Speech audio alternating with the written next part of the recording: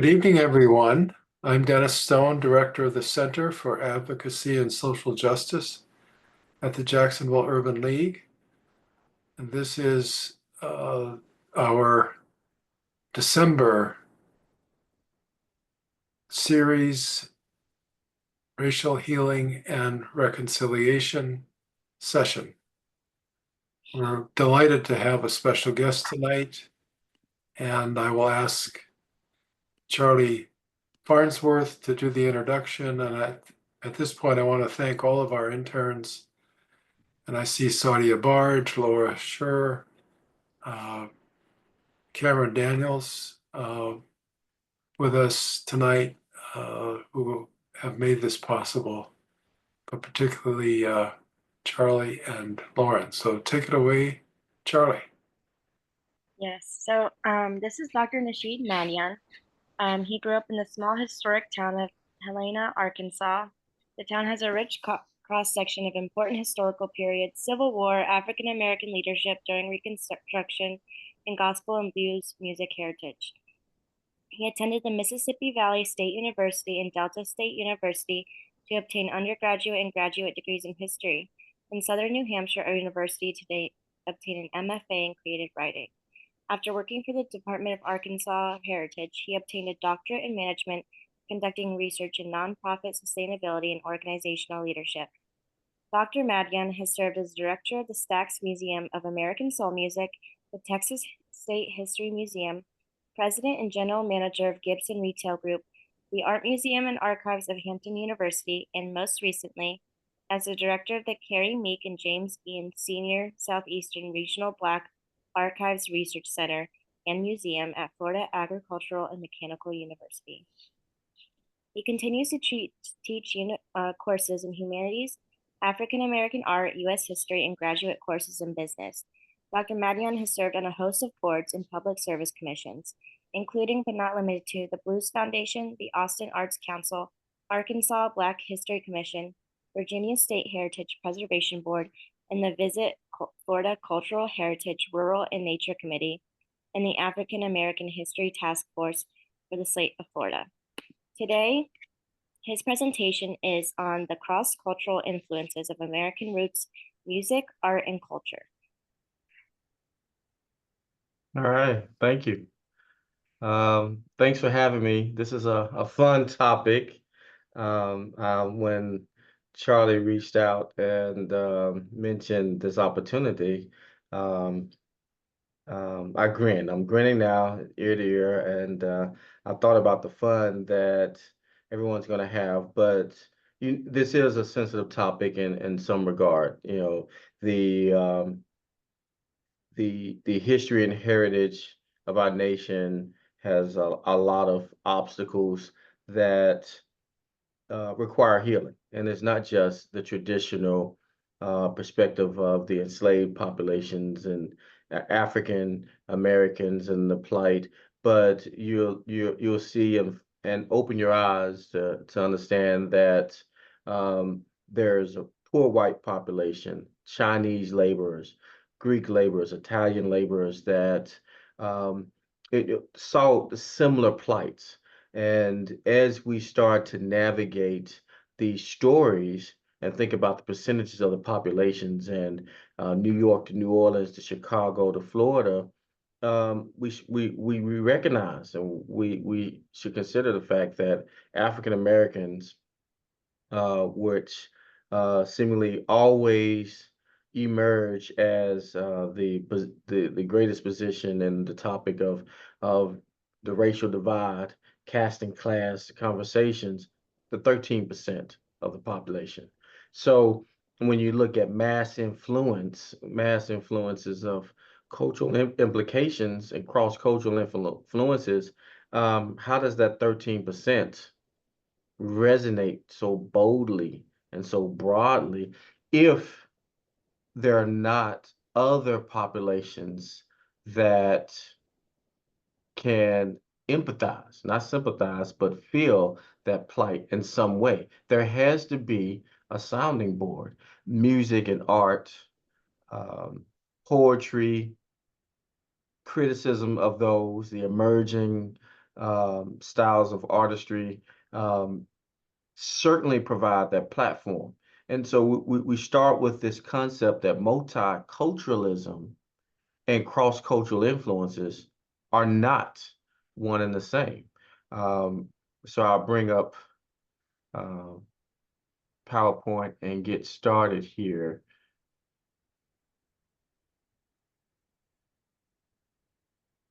So it's not one and the same. You know, it dates back to, we'll get into some fun stuff soon, but it dates back to, Aristotle and poetics, this arc of the story and his understanding of what resonates with people. And artists, visual cultural creatives use color to express themselves. Music often use tones and dance to express themselves. There's a talent there. And this perspective has resonated across centuries. And Aristotle Poetics, if you have a chance to read it, read that book, and collection of perspectives will be a launching pad. The the casting class of our daily lives. It can be found in Indian culture. It can be found in Native American culture. Um, and it sometimes doesn't have to do with race, but it does communicate this social contract, this expectation that if I'm a laborer, if I'm a part of your community and contributing to the economy, then the government or the governing body has a role and responsibility, and there's a relationship, just as it is in a workplace environment, just as it is at a university. And that perspective comes from great philosophers. Um, and it's, Thomas Hobbes, Leviathan, you come across that concept continuously, and it undergirds this country that we live in today. But unfortunately, it has not always reached people.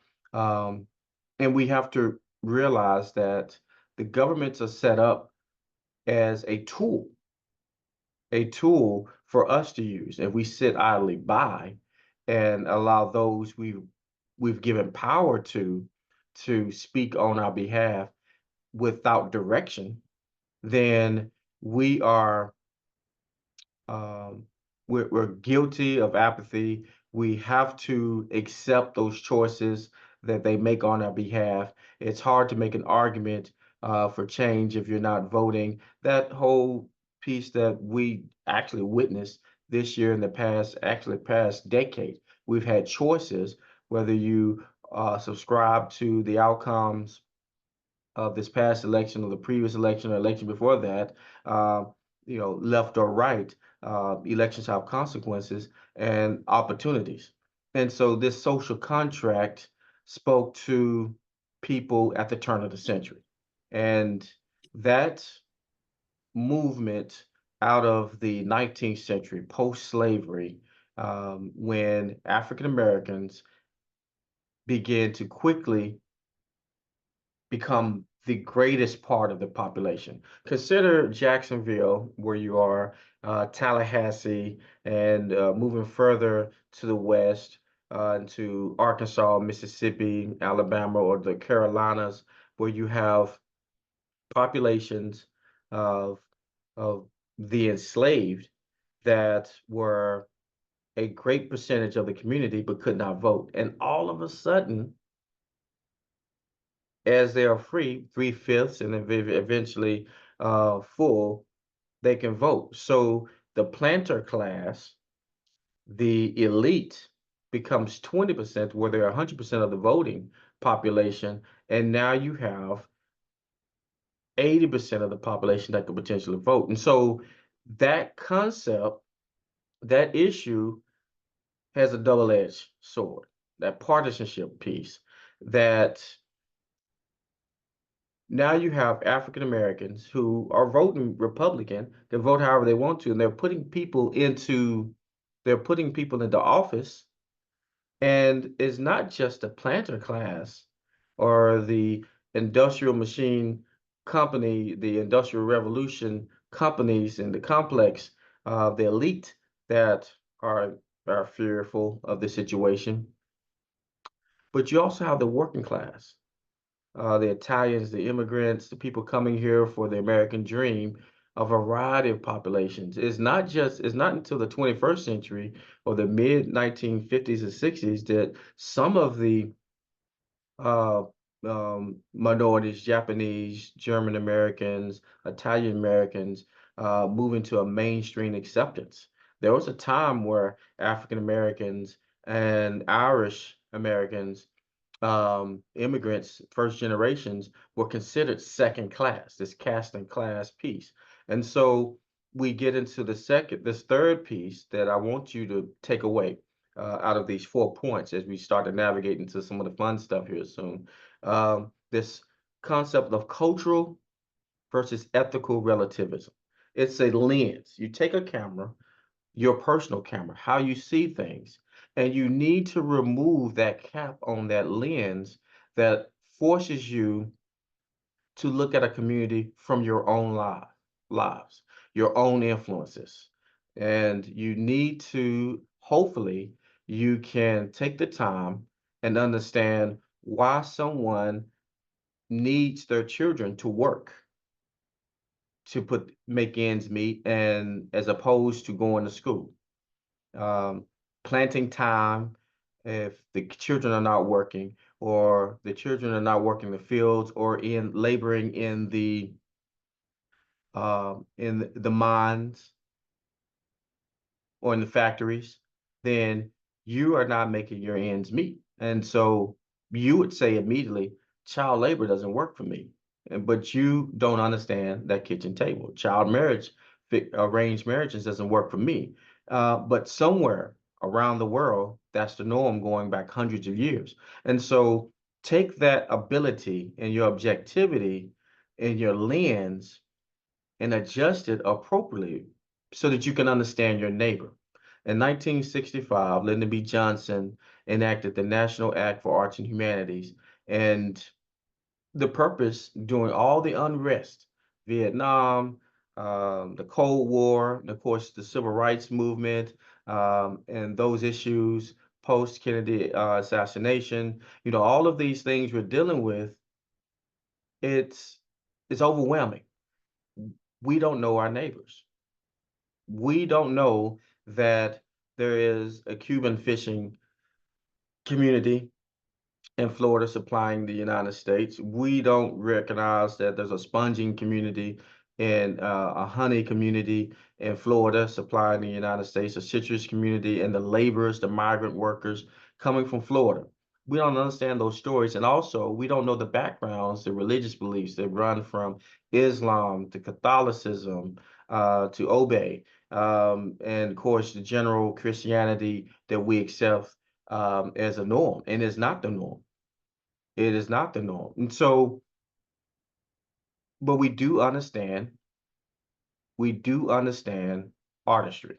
We can appreciate tonality and rhythm and harmony and the skills that come with that. So we'll start to have a little fun. So when I talked about the turn of the century and caste and class and the working class, we're not talking about the elite, the Industrial Revolution, the timber industry, the cotton industry across the United States, that working class supplied the textile industry, the clothing and the furniture that was purchased in Europe, in Africa, and abroad, coming from the United States. And so this working class elevates, and you have World War One and World War Two on the horizon.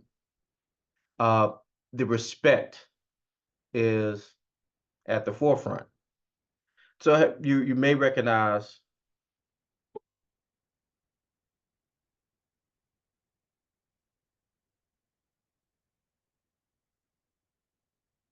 Get your gun, get your gun, get your gun. Take it on the run, on the run, on I'm not going to play all the music. party, you and me. Every son of liver. It's James Cagney. Don't delay, go today. Make your daddy glad to have such a land. So it goes over there, over there. You might have heard, seen the movies, but they're talking about respect for the fighting man. You know, that 18-year-old, 17-year-old, 16-year-old that found their way to the front lines of World War One, World War Two, and the the the culture and climate that we need to respect what's being produced there. Just at the same time that this music is being produced and we're not singing and performing and presenting music to the elite classes of America, we're speaking to the working class, the people who are fighting on the front line and the people who are in the factories saying, hey, these people matter. At the same time, you have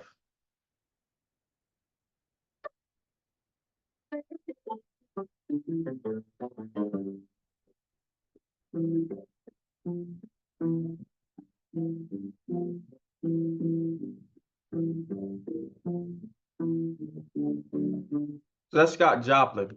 You would never know out of New Orleans, you have this emerging ragtime jazz. And it's at the same time you have Tin Pan Alley speaking to the same audiences with different styles. Scott Joplin is an African American, James Cagney, a white gentleman. You can kind of tell some of the differences there, but they're speaking to the same audiences. And now, as people are coming back from the war and they have discretionary income, which is key, they're looking to spend money with people that recognize their plight. And that's important. It's the same as if you understand that um, if you come from a place where your heritage is represented and there's a baker or a fisherman and someone comes to visit your town, you say, I need to take you where the real food is. You're not going to take them to the commercial areas. You're going to spend money and want them to spend money where it represents the culture that you can appreciate. And so as people from New York and people from New Orleans started to seek out that sound, other artists that were performing and were talented, speaking to not the elite class, speaking to the world, the working class. Now you have the emergence of jazz.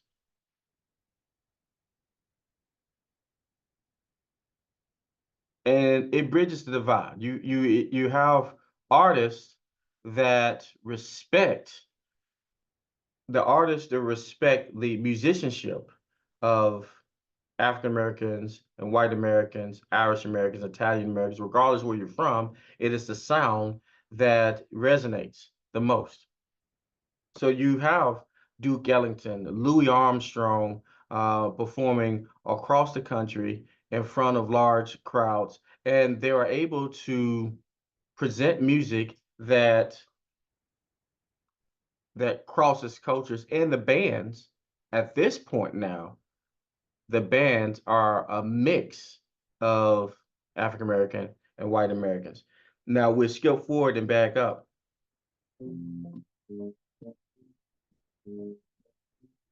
How many of you heard that song before? So in Memphis, Tennessee, I guess I could have played a little bit more of that because it's kind of funky. So in Memphis, Tennessee, there was a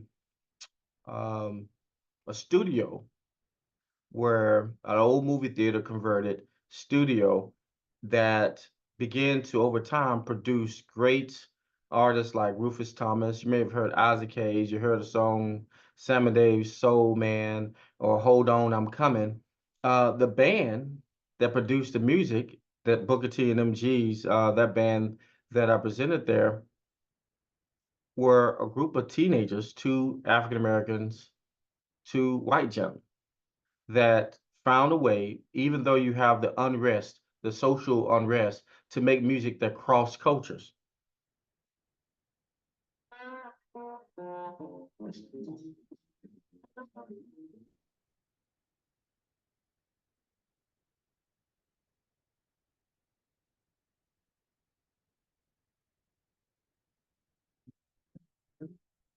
And eventually you have people like Bob Dylan,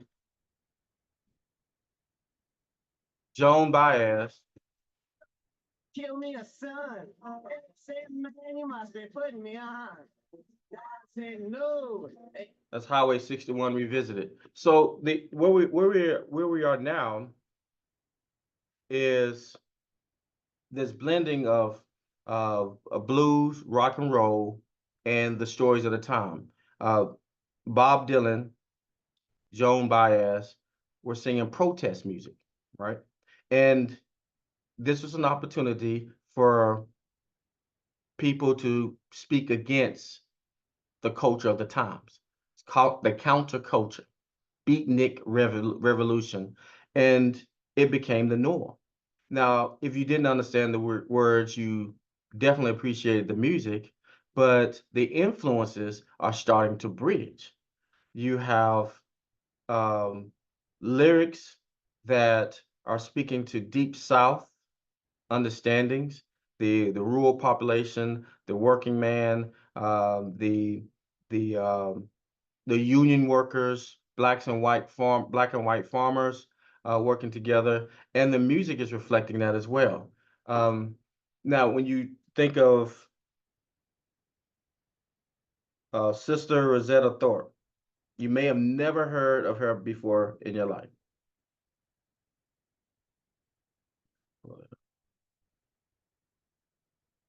Sister Rosetta Thorpe was a gospel blues musician from Arkansas. Played the guitar in the 30s and 40s and 50s. And she influenced you shake my nerves and you rattle my brain. Too much love drives a man insane. You broke my wheel, but what a thrill.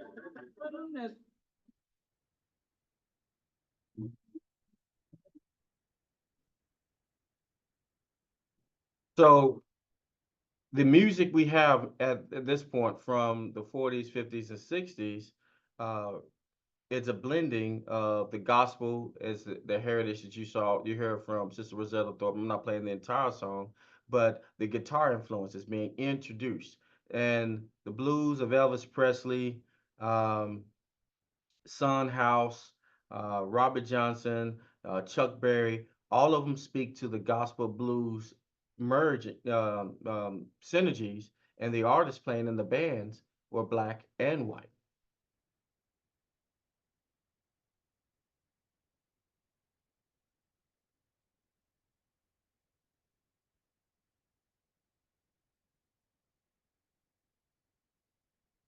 And so you also have artists, and I have a list at the end, in art. From the Harlem Renaissance, Jacob Lawrence, Langston Hughes, uh, you have Paul Robeson, Palmer Hayden.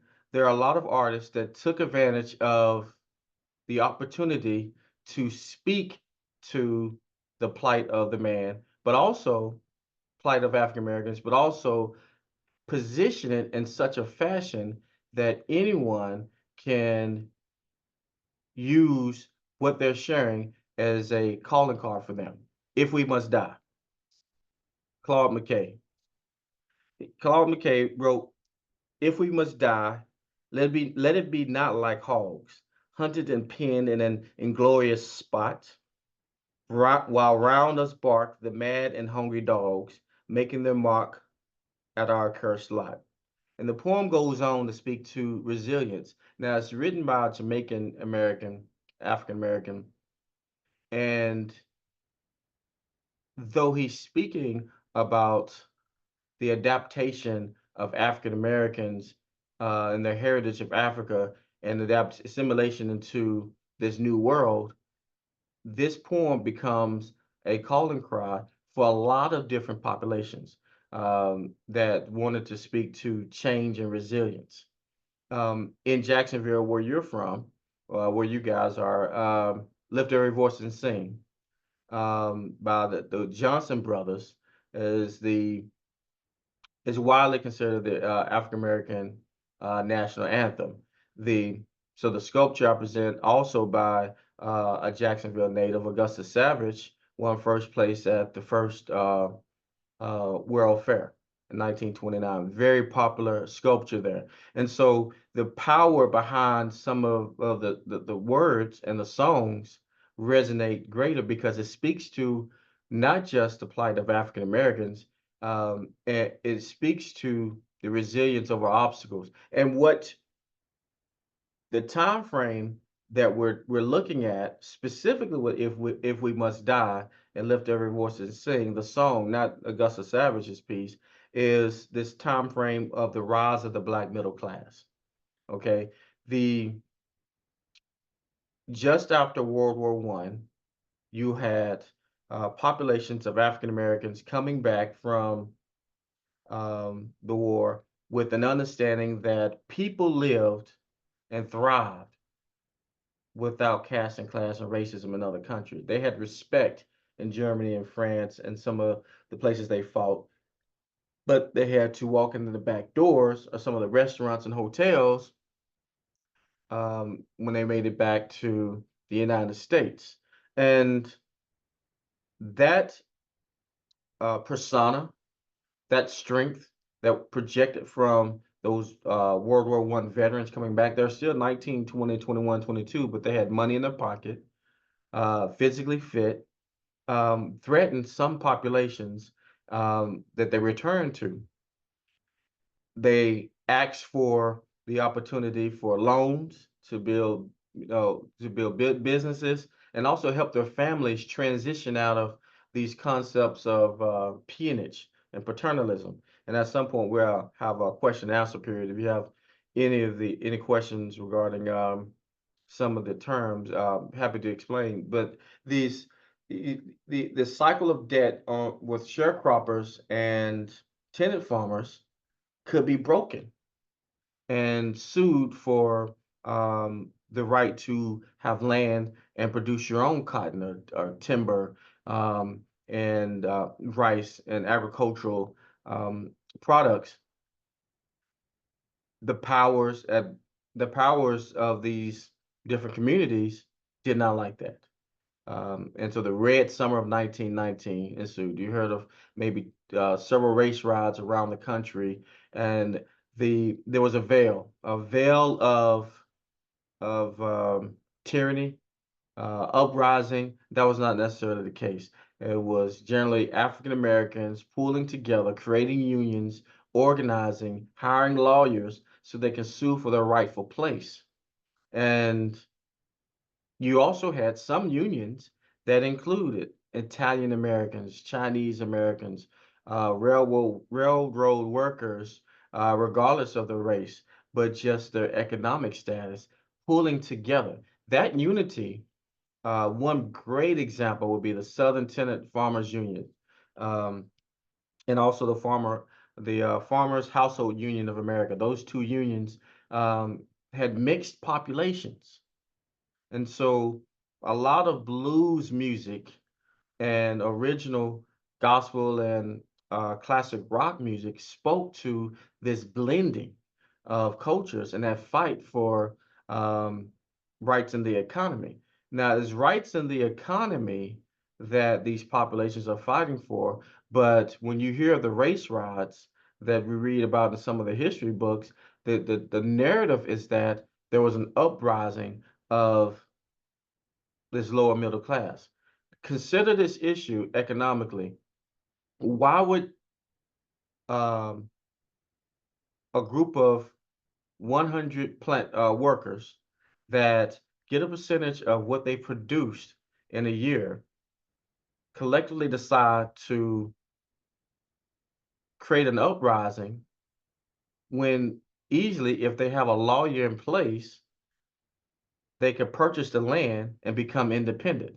there's a quicker path to independence. One of the issues in all of these scenarios, a consistent issue is if we bought the land and bought some land adjacent to where we are and left your land available, where will your workers come from?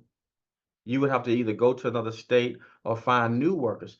That concept runs parallel to some contemporary issues we're facing now with immigration. If you exclude a working population that's happy to work, well, content with working, moving up, eventually looking to buy their business, incorporate, and provide their independence, that does take away from the percentage of profit from the elite classes. And so this is what was happening there. Um, so you had Oklahoma City, Black Wall Street, Washington, D.C., Elaine, and even in Florida, there was a couple of years later, you had Rosewood. All of these were examples of the mobility of not only the African American middle class that was just coming off of HBCUs being erected just 2 or 3 decades prior, but a lower middle class white working population that were working together. Remember, the percentage of the African American community was 13%. So for this fear to resonate, you had to have African Americans and white working together in this cause. So definitely want you to take a look at when you get a chance, Jacob Lawrence in his migration series, the aspects of Negro life, Aaron Douglas, uh, definitely Palmer Hayden. These are considered out of the Harlem Renaissance, some of the patriarchs of African American art. Jacob Lawrence and Aaron Douglas, Palmer Hayden not only produced art from what they saw, they were teachers at Fisk University, Texas Southern University, Hampton University, some of the elite HBCUs around the countries. And also they started to make their way into mainstream um, areas. There were Edward Bannister, Robert Duncanson, some of these names you may recognize. Um, Edward Edmund Bannister. Bannister. Definitely want you to remember that name. Um, in Philadelphia, he was able to present a depiction of African American resilience and art at the competition, and no one knew if he was black or white. He presented his art as a part of the mainstream, and so it was become readily recognized that there was no distinction between black and white talent, but it's the topics there. So here you have Palmer Hayden on the right, another artist, Archibald Motley, that were presenting art of African Americans that not only were happy, that were now a part of the upward mobility. They're part of a middle class. They were enjoying the success of their labor. They were independent. So you've moved from this narrative depicted in art of an African American as a laborer, but now an African American that is appreciating life and they're patrons in their own community. So the poetry, originally we talked about Langston Hughes and resilience. Now we're looking at Countee Cullen and Langston Hughes and change. And that counter cultural argument is what resonated with the likes of Bob Dylan and Joan Baez, Peter, Paul, and Mary, and they used that energy and that success. We're talking about the 1920s, the 1930s, the 1940s, and you're seeing the emergence of Ray Charles, B.B. King, Chuck Berry, and these great artists, and they're they're champions of a cause, and they're showing that change can come from music and art to tell a story.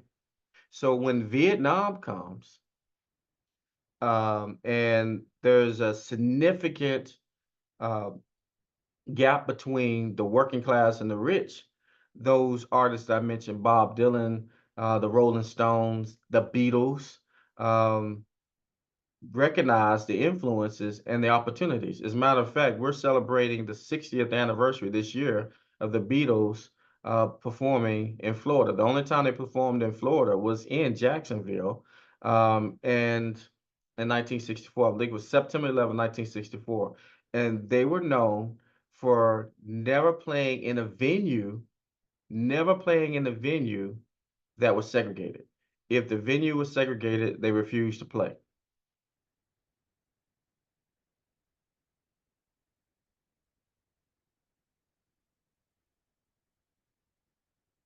So now as you start to look at some of these names and you read the poems that's presenting, um, take that lens we talked about earlier, that relativism lens, and remove your personal experiences and the way you've been raised, the things you've seen. And if you come across a name, Gwendolyn Brooks, Langston Hughes, Palmer Hayden, and they're from the 1920s and 1930s, the 40s. Get an understanding of that time frame. And as you read that poem or you look at the art, now you can see, if you go back and look at Palmer Hayden and Charlie, I sent my PowerPoint so you can distribute to everyone that will have all these lists. You could go back and see the symbolism in the art. The Great Migration series of Jacob Lawrence, wonderful, brilliant depiction of African Americans pulling together in their family, moving from the South to the North. Why are they moving from the South to the North? They found a way to leave the oppressive issues and challenges of Southern agrarian or Southern agricultural systems and labor, and they found opportunities for success in the North, educational opportunities in the North, opportunities to be independent in the North.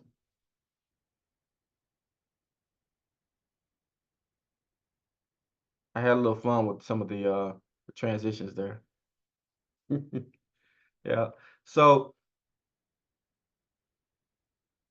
the some of the artists like Ray Charles, Miles Davis specifically, could care less who was in this band. Of course, it's a bad joke. I probably should make it, but Ray Charles couldn't see who was in the band. All he cared about was the musicianship. Miles Davis, all he cared about was the musicianship. And the most successful, widely considered the most successful album, jazz album, is Miles Davis' Kinda Blue. If you have any jazz album in your collection, then this is the album you need to start with. And it's a mix of African Americans and white gentlemen playing music together, respecting musicianship. Again, I spoke earlier, Booker T and MGs. As you can see there, you have two African Americans and two white gentlemen. Now, so in the top right, you have Al Jackson, and you have well, at the bottom you have Al Jackson, Booker T. There's Duck Dunn in the back, Steve Cropper, but there's another gentleman that you don't see is Andrew Love. So Andrew Love, Wayne Jackson are black and white horn players that also in Memphis played with Elvis Presley, would also play with Chuck Berry. And so the horn sections that you would come across in Memphis played in several different studios, Sun Studio, High Studio, Stack Studios. And these were teenagers, grew into adults, and this particular gentleman, Booker T, left and paid his way through college. And because he left, that gave the opportunity for another teenager to have an opportunity, Isaac Hayes.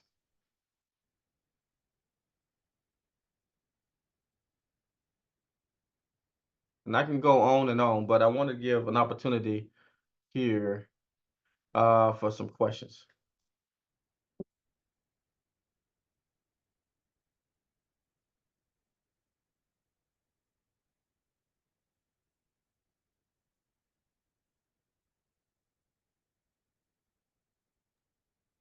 I don't have any really specific questions, but I guess I didn't ever understand the similarity between like how music is so influential within race. So I found it very interesting. But Yeah. I'm not sure if I have.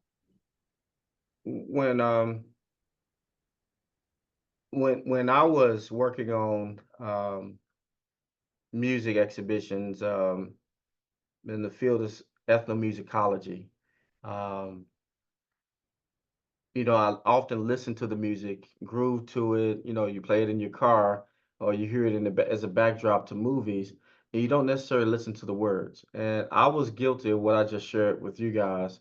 I was guilty of not adjusting my lens to understand the story behind the music. And when I started to listen to some of the words of Bob Dylan, some of the words of Otis Redding, definitely as we get closer, and Marvin Gaye, um, then you see that they are painting a picture of not always resistance or resilience, but we've come.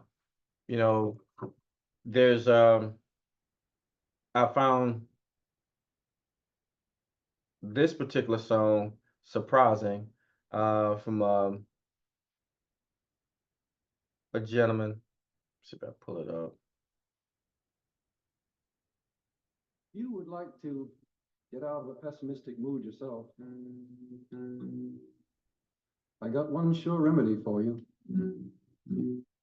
Go help those people down in Birmingham, Mississippi, or Alabama. It's Pete Sager.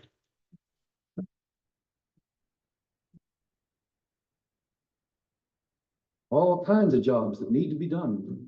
Takes hands and hearts and heads to do it. Human beings to do it. And then we'll see this song come true. We shall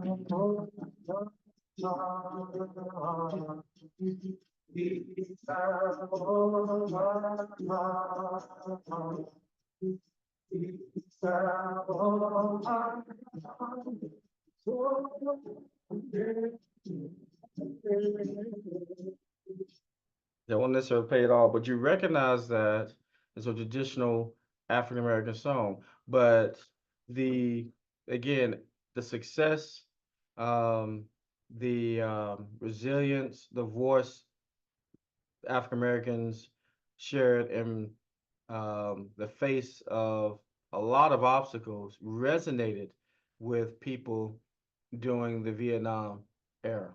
Also, you know, there were Japanese and German concentration camps in the United States as well. Gerald Ford provided reparations to those communities, but there were a lot of communities that faced the same type of plight that people around the world looked at as far as the African Americans in the United States. Um, but the suffrage movement, um, the 18-year-olds' right to vote, used a lot of the music from the civil rights movement and traditional blues music to um, speak to the pain, but also the growth, kind of that phoenix rising from the fire and ashes.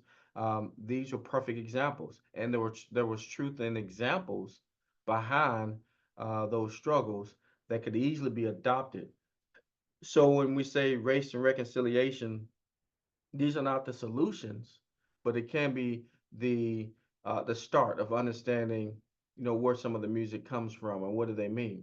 I was in Oklahoma City um, early this summer at a mass incarceration conference of humanities councils around the country, and the music that we listen to and we learn to dance, and I hope I didn't make a fool of myself trying to learn the dances, but it was Native American dance. And we overlook that population as well. We're guilty of overlooking the symbolism, the rhythms, um, the dances were words. The movements were symbols of eagles and owls and bison.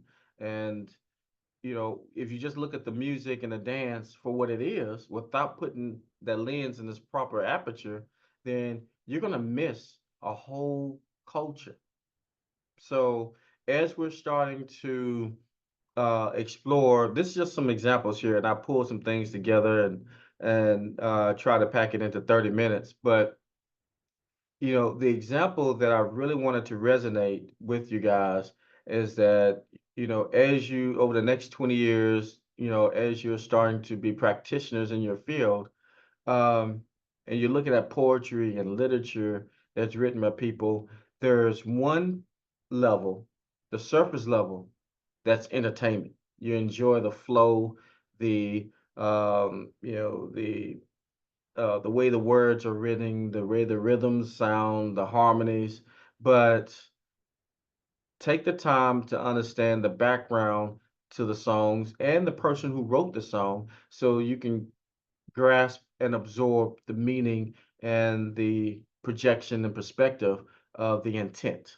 That is what the National Act for Arts and Humanities was meant to do, meant to provide.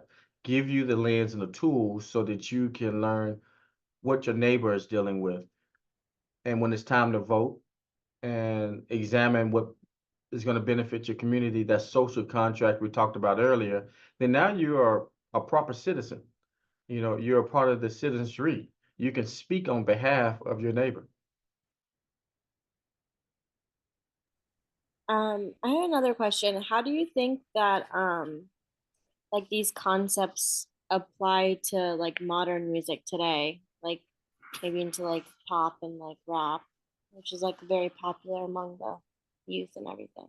Yeah, there are some direct parallels. I think that that field, ethnomusicology, there are a lot of articles you can pull up and take a look at it, an examination. Um, but the same thing that I said earlier, we listen to some of the music for the rhythms and the beats, and we overlook some of the words and what they're trying to say. Um, I will admit some of the hip hop and the rap that I hear today, I'm like, what are they saying? But fortunately, Apple allows you to pull up some of the words. I'm like, oh, the metaphors are incredible. It's poetry. One of my favorite rappers from my day, I'm dating myself, I'm 50, I tell you, 50 is Nas, and his the words that he has, come off very raw and vulgar at times. And a lot of the rappers of today come off very raw and vulgar at times, but it's just like the great American novel. And Mark Twain, Huckleberry Finn, Great Gatsby, some of those books have incredibly vulgar language, but they speak to the times. And if you take the time to embrace the times from which, because it could not be a novel unless it's speaking to the time, right? So the poetry and the rap, the heavy metal, a lot of that music, and I think some of the rock, speaking about suicide, drug abuse, domestic violence, love and loss, the rock and roll, John Mayer is another good artist, Eric Clapton, if you want to go old school, love and loss, drug addiction, domestic violence. You have to take the time to embrace um, the culture they're coming from, listen to the words, read the words, and that's helped me see beyond the veil of some of the, some of it's, it is vulgar, but if you want to look at the artistry and be a critic, music criticism is humanities, it's not, or art criticism is the examination of the intent and how that art and music is placed in society, not necessarily the aesthetic and the sound of it. You know, that's just the art of it. That's fine. But if if we have the metal or the energy or the lens and ability to look past that, then we can grasp what that artist is trying to say.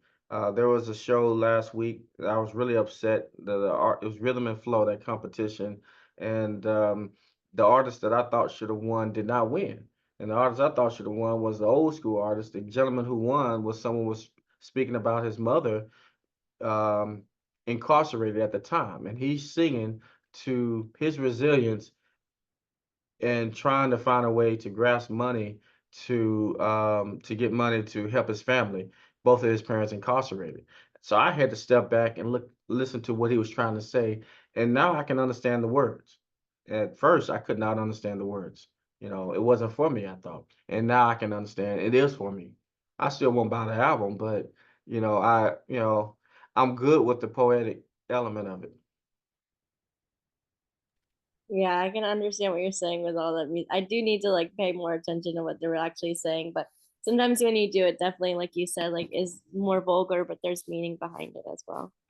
Yeah, a lot of the heavy metal music of the 80s and 90s when they emerged initially, a lot of it was poetry, and the the way it entered your household, your car, your stereo was from the musicianship, and it catch you. You forget about the words, or you didn't listen to the words, but um, there were a lot of strong themes there that I came across, and I was impressed, and it really forces you to ignore preconceived notions about genres of music.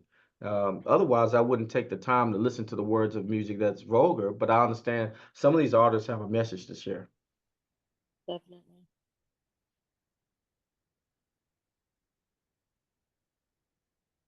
Those are all the questions I really had. I enjoyed your presentation. I don't know if anyone else has any questions or I don't comments. have any questions, but I just want to say thank you, Dr. Madyan. I didn't know a lot of that history about African American music and art, so I found it super interesting to learn about. Yeah, thank you. Well, Charlie's free to share the PowerPoint, and it's pretty much my daughter's 26 and she was laughing at me, and then she started grooving to some of it because some of the music has been sampled.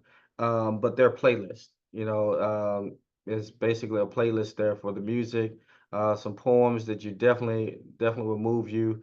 There's some sculptures. Um, there's one artist that I really think that you guys would like, Richmond Barté. We didn't get to. Wanted to give time for questions. Richmond Barté. Elizabeth Catlett. Elizabeth Catlett spoke to a lot of issues with women and pride and strength. So you know, definitely take the time to look at some of those lists and figure out what the story is behind some of those paintings and sculptures and some of the music. See if it resonates with you. I think we will definitely do that. I will. Thank you so much for everything. Yeah, thank you. And Dennis, I look forward to you following up. Maybe we have a project to work together on. Absolutely, definitely. And on behalf of the Urban League of Jacksonville, I wanted to thank you for appearing tonight on our program. And I learned a lot and enjoyed the walk through the music. It was fantastic. Thank you so much. Always fun. It's a Right. pleasure. Thank you. Brought back a lot of memories. All right, well, thank you, and thank you to our interns for all the work that they've done to make this happen, and we'll be in touch. All right. Talk to you soon. Have a great night, everyone. Have a good night.